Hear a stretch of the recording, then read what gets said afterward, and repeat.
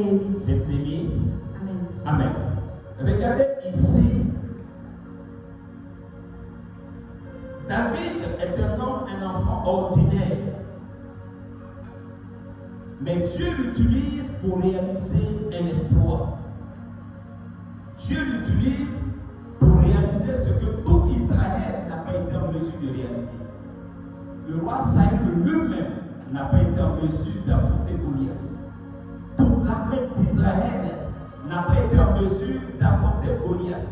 Les frères et sœurs de David eux-mêmes n'ont pas réussi à affronter Goliath. Mais David, par contre, lui, il réussit à affronter Goliath et il a la victoire.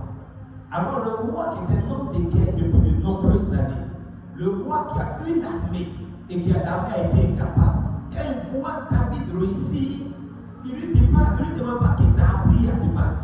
Il ne lui dit pas, ça veut dire que tu t'es battu. Il ne lui demande pas, oui, mais quelle est la stratégie que tu as utilisée. Mais la question qu'il pose, et cette question-là doit résonner de la tête de chacun de nous, il demande à David, de qui es-tu fils? Qui est ton père? Qui est ta mère? En d'autres termes, qu'est-ce qu'ils t'ont transmis? Qu'est-ce qu'ils t'ont donné? Dans quelle composition tu es? Donc vous comprenez par là que l'origine, qui est le père, qui est la mère de David, c'est un élément important et fondamental. Parce que sans ce père, sans cette mère-là, David ne pouvait pas réussir devant Goliath. Et donc la question que le roi se pose, de qui David est-il fils? Pour qu'on comprenne l'importance du père et l'importance de la mère. Parce que beaucoup pensent que la vie dans laquelle nous sommes en vie, comme en venant, aujourd'hui les scientifiques ont envoyé les tests d'ADN. Donc par l'ADN, on sait qui est ton père, on sait qui est ta mère. Ça veut dire que quand tu nais, tu prends une partie de ton père, une partie de ta mère. Donc à partir du moment où tu es dépendant, tu as les gènes de ton père, les gènes de ta mère, ça t'oblige à un certain niveau d'attitude et de comportement vis-à-vis de ton père et vis-à-vis de ta mère. Premier verset. Deuxième verset aussi.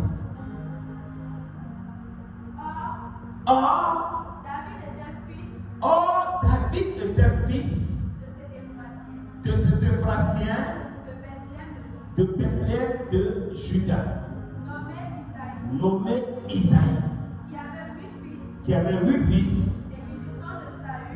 Oui, Dieu avancé en âge. La Bible dit, le roi demande de qui était fils. La Bible dit, or, pour vous qui avez étudié le français, or c'est quel type de conjonction? C'est une conjonction de coordination. Alors généralement quand on dit or, c'est qu'il y a quelque chose derrière qui est en contradiction. Or il était beau. Ça veut dire qu'il avait été déclaré qu'il est. Or il était beau. Or David était fils de ce Ephrathien de Bethléem de Juda. Donc ici la Bible présente qui est le père de David. Et en présentant le père de David, la Bible nous présente les villes d'où il est originaire. Bethléem, Juda, Ephrata. Pourquoi? Parce que sur ces villes-là, il y a une prophétie, une parole de Dieu, une révélation de Dieu. Et donc la révélation de Dieu qui est sur la vie de ton père peut s'accomplir par toi et en toi. Et donc si ce père a une prophétie, toi le fils, tu peux être l'instrument de l'accomplissement de la prophétie.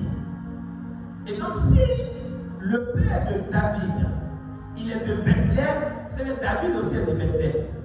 Si le père de David est d'Ephrata, c'est le David aussi est d'Ephrata. Si le père de David est de Juda, c'est le David aussi il est de Juda. Donc ton père ne peut pas avoir pour village Ephrata, et puis toi tu vas avoir pour village Koroko. Non. Et donc la Bible donne les précisions.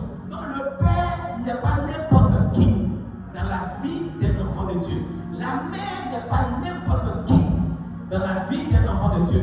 Parce que l'origine de ton père est ton origine et l'origine de ta mère est aussi ton origine. Donc il est important que vous le compreniez très bien dans la marche et dans la relation avec vos papas et vos mamans. Il est important. Ne vivons pas dans le désordre. Troisième verset, termine là. Oui, allons-y.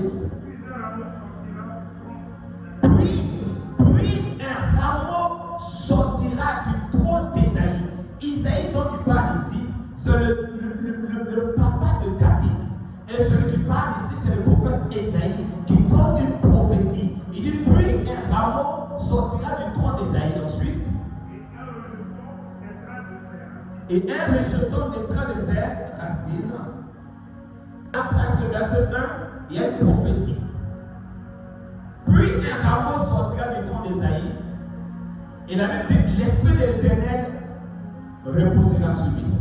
Et la Bible décrit l'Esprit de l'Éternel. Pour dire simplement ce matin que sur la vie d'Ésaïe plutôt, il y a une prophétie. Une prophétie, c'est une parole de Dieu. Or, la parole de Dieu libérée marche toujours à son accomplissement.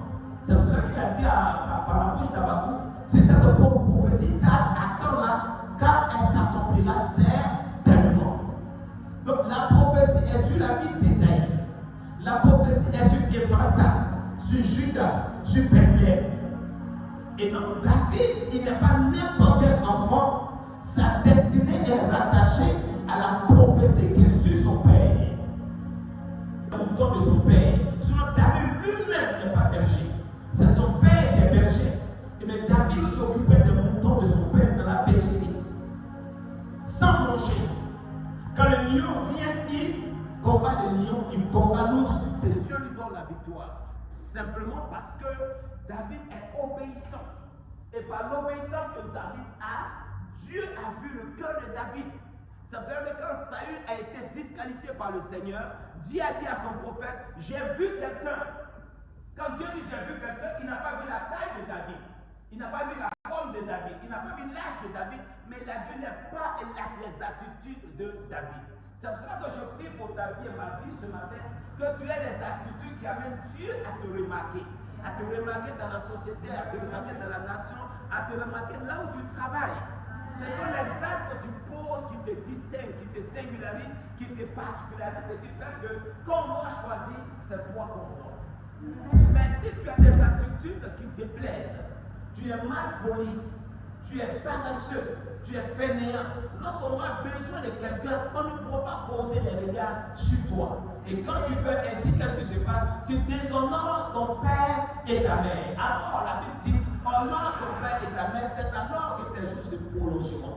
Donc quand tu travailles bien, ce n'est pas seulement pour toi, c'est pour l'honneur aussi de ton père et l'honneur de ta mère. Et derrière ton père et ta mère se trouve le grand Dieu. Alléluia.